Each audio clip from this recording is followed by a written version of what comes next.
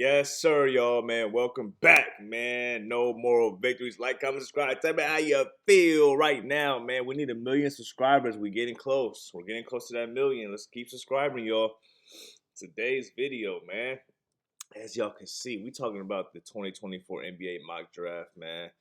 We're gonna see what kind of comparisons and who they saying is the top dog in this draft, man. So let's get it started, man.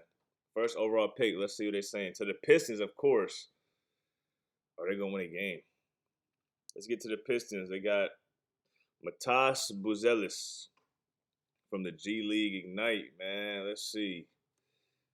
19 years old, 6'8", 209. Pro comparison, Franz Wagner. Franz Wagner. He's good, man. No lie, he's good. He's killing right now for the Magic too. That's the little bro. Okay, let's see. They're talking about just coming back from injury, I guess. I haven't seen too much of him play. I seen him play in high school a little bit. He's pretty good player. Number one pick worthy. I'm not sure. Yet. I have not seen enough yet. 6'8", 209. That's good size for the league. Small forward, 6'8". Small ball 2 or 3. I don't know. He's not much of a big man. I see small ball 2 or 3. Spurs Nikola Topic. I don't know anything about him, about the international kid. But let's see who he plays like. Oh my God. 6'6", 198, and he's a comparison to Shai Gilgeous-Alexander, SGA from the OKC. If he's projected like him, SGA is a all NBA player. So if they're saying this guy is like SGA, it's a no-brainer to take him right here in this spot. Practically good for at least 15 points or 5 assists every game. Man, consistency, boy, that'll get you to the league. Consistency. The conversation is becoming less about what's left to learn about his game and more what is actually translatable to the NBA. Ooh, I'm gonna have to break down some film. I got some homework to do, man. Where my pencil at? What's his name? Nikola. Another Nikola. Nikola Topic. Let's get it, Nikola. A big question is whether they continue to have NBA success being defenders off the dribble, shooting over them, and scoring around the basket. He's currently converting 50% of isolation. That's pretty good. And 67% of rim attempts. He's getting to the basket. It looked like good in transition. Man, okay. Hey, I'm feeling pretty. So far he's cool with me. 6'6", 18-year-old. Let's see, man.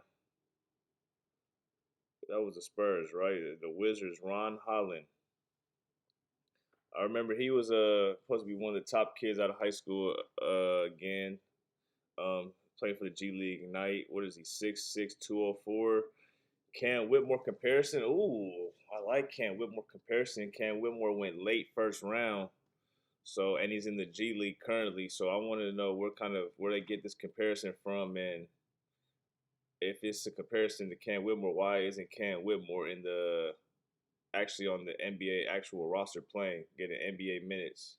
And they're saying this guy is like Cam Whitmore. Remember, Cam Whitmore was actually projected to go high in the draft as well. But people are saying about this current 2024 NBA draft that's coming, it's not the best draft. So I don't know if they could what's going on with the Cam Whitmore comparison if he's not even playing NBA minutes.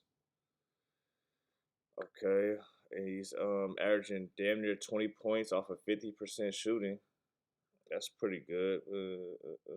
His shooting range, pull-up game, and decision making have been problematic. Well, if that's problematic now, he's playing damn near in the NBA already in the G League. So I mean, this needs to be worked on now. But a worst case outcome still shows a useful contributor for his transition attack. Oh my God. Pro comparison. This pro comparison, it sounds like they're doing the best case scenario. Or maybe, I don't know. Cam Whitmore is Look, go back to my previous video about Cam Whitmore coming out of college. Clearly, he's an NBA player. Clearly, it's all about fit with this NBA draft stuff. It's all about fit. Alexander Sarr. Man, they're doing a lot of it's a lot of G League overseas already in this top five. I mean top four. So we know what they're saying about is the game really changing? There's a lot of talk about who's going to be can an American player be the face of the league when LeBron leaves, and I don't know if these guys are American. Well, him right here, I don't know if he's American playing overseas or if he's. But Alexander Sarr to the Trailblazers comparison to Jaren Jackson Jr., the reigning defending defensive player of the year. Okay, 18 games into their season. They're 18 games into the season. They already know his strengths and weaknesses. Okay, let's see. Rim protection, 7'1". You got 7'1", 216. I mean, 7-footers, man. Y'all have to protect the rim, bro. You're 7 feet. You should be jumping at everything. The gamble will be on his offensive development, which is 18 years old. Can he shoot the ball, showing shooting range and some limited ability to handle in space? I remember seeing him as number one there as a predicted number one pick. But if you're a big man or a player in general, you can't shoot, it's hard for me to put you in that draft. It's hard. Cody Williams to the Grizzlies at 5. 6'8", 190 comparison to Jeremy Grant. I don't know if this guy is hurt, but I've seen him. I've seen Colorado play, and he's not really that effective to me. I know he was a top player out of high school, of course, but his game isn't really effective. I don't really see too much going on in his game. Oh, he is injured, a wrist injury, which came after consecutive 21-point games. I can see, yeah, he's more like a get everybody involved type of player. Averaging 14 points on 62%. That's good. 62%, man. Man, okay, that's good right there. But yeah, but I don't. Can he shoot? I don't know if he could shoot the three ball. I could see a more of a defensive effort, a defensive. Mm, I think just because his build is 6'8", 190, 18, I mean 19 years old, he could come in and be molded into a good player. Jeremy Grant, that's a good player right there. But are you drafting Jeremy Grant number 5 in the NBA draft? That's the question I have with these comparisons. Best of luck to everybody though, man. Charlotte Hornets, Zachary Rishisher, another overseas player. Wow. Where's the NBA? NBA is going overseas, bro. 6'8", 204, Michael Porter Jr. Oh. So that means what they're saying is this is what they're saying, not me. They're saying he can shoot the ball, can't play defense, and is he doesn't pass the ball, but he can shoot. He doesn't play defense. So let's see. Now it's a 46%. Oh man, yeah, 47% from three. Yes, sir. You gotta love that. He's only 18. Hasn't had much. Catch. So he's a catch and shoot. Are you drafting a catch and shoot guy? Number 6 with lottery talk, man. I'm trying to draft the. I'm trying to draft an organizational changer, man. I like if I want a catch and shoot player, I could go get that later on. But top 6, I need somebody that's gonna spark up this franchise, bro, to get us closer to winning. He's starting to fall into the safe category. Man, I'm out of here with I'm out of here. Yeah, I'm out of here, man. He's a safe pick. This is a guy I like right here, Jacoby Walter from Baylor, man. He gets it in, bro. Go number 7 to the Jazz. Ooh, I like the Jazz. Him and Keontae George. Who knows what they do with Laurie Market in? They got Cody Kessler over there. I mean Walker Kessler. 19 years old, 6'5", 195. Moses Moody comparison. I don't like that comparison. I think he could be a Contavious Caldwell Pope, maybe even a Bradley Beal on the Wizards type of player to me, from what I've seen. I like his game right here a lot, Jacoby Walter. But the thing is, with the Wizards, I don't know how what their I don't want to say this, but I don't really know if I can trust their player development, man. Just being real, I don't know if I can trust their player development from the last. I mean, just with Johnny Davis changing his whole shooting form of a previous lottery pick, I'm not a fan of that too much, man. Of their player development over there, but I could be wrong. So Moses Moody comparison, I don't like that. He could shoot, yeah. He's a shooter for sure, and he can make plays off the dribble.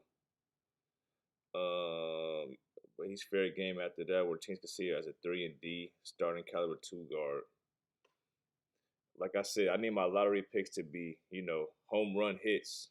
I think he could be a possible home run hit. If not, worst case scenario, he could be a solid glue guy. Like I said, Contavious Caldwell Pope. The next is Chicago Bulls Isaiah Collier from USC. I remember he was the number one player in the nation coming out of high school last season. He's been struggling. He's been struggling. I don't know what is going on. 6'5", 210. That's a big guard. Ty Lawson comparison. Ooh, nah. I don't think he can move like Ty Lawson. I remember they used to have a Baron Davis comparison to him, but I don't think he's as shifty and he plays as big as Baron Davis. Another thing with him is his 3 pointers, his shot. I haven't really seen too many shots of his fall. He's shooting his free falling 3 point percentage is 30%. Sky high turnover rate of 4%. Oh, so he turns the ball over and he doesn't shoot that good. Yeah, I don't know what it is. I think USC. I don't know. USC was a good fit because they had the ball. He has the ball and he could do it. Do it. He does what he wants to do. So I don't know what more you can ask for as a freshman coming in if you got to get the ball in your hands and do what you want. But he's not really being too effective though, man. So I don't know about him in the 8. I could see him slipping a little more, but everybody keeps saying this draft isn't that good. Well, that's what I'm here for. I'm gonna go look and find him. I'm gonna go look and find him. Yeah, I don't see him coming in as a starting point guard, unfortunately. Um, mm, mm, mm. He's averaging 16 points, 4 assists, also with 4 turnovers, so that cancels each other out, converting 62% of attempts around the basket. Uh, yeah, I think he's a rotational player. I don't see him coming in as an NBA starter. The hope longer term will be for the game to slow down and his shot making to gradually improve. Okay, what team was he getting drafted to? The Bulls. Dalen Terry they got over there. That's a lot going on over there. Caruso. Dang, Zach Levine. They talking about trading him. For me, I can't see him coming in helping them win games right away. That's just me saying that. Number 9, the Spurs is back at it. Stephon Castle. The Spurs, Stephon Castle. 6'6", 215, big guard. I've been watching a lot of UConn play, but the thing is, when I watch UConn, I know he just came back from injury not too long ago, but he hasn't been standing out when he's been back. The kid I like from UConn is the guard Newton. So I don't know why he's. I hope to see him in this mock draft, but I could see him right here in this spot to the Spurs. So the Spurs need a point guard. I think they should go get a veteran point guard, somebody like a Trey Young, man. What y'all think? But let's get back to Stephon Castle, 6'6", 215 freshman. No comparison to him, but I do remember seeing something like a Jimmy Butler comparison to him. I haven't seen him play too much because he's been hurt.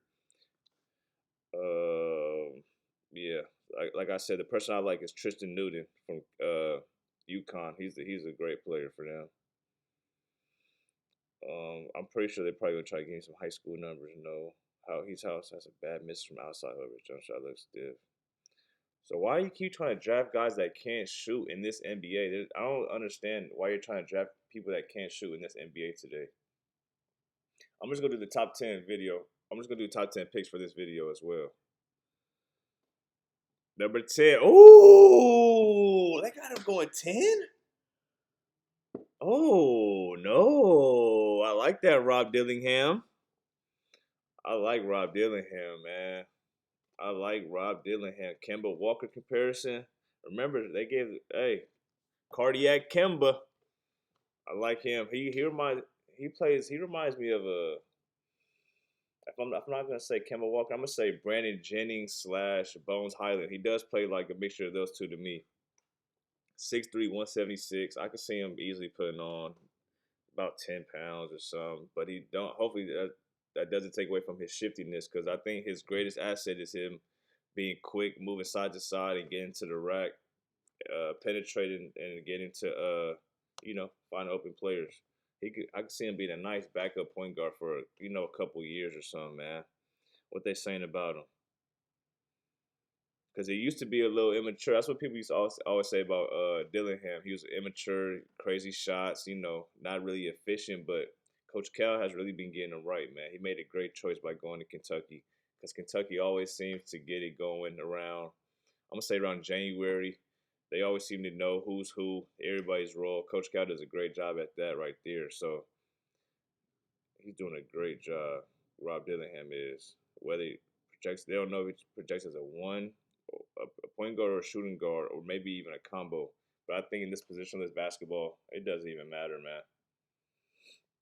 The biggest question is focused on how his limited physical tools and athleticism will affect him as a finisher. Hey, Rob Dillingham gets up, man, and I hope he got that flow game that I've been teaching. That I love all that my guards need to have. They need to have that flow game, man.